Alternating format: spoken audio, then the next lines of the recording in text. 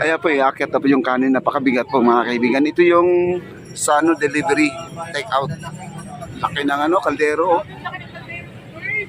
Grabe. Ang lakas pala ng katawan nito. Oh. Para sa inyo. Makit talaga sa itaas.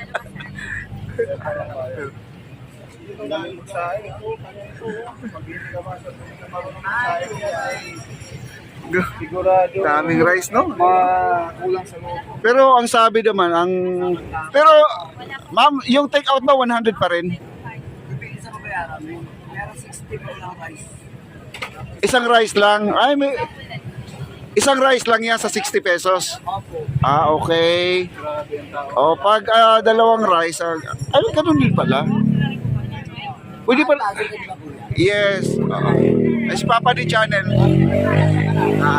Ayan, no? Ayan po mga kaibigan.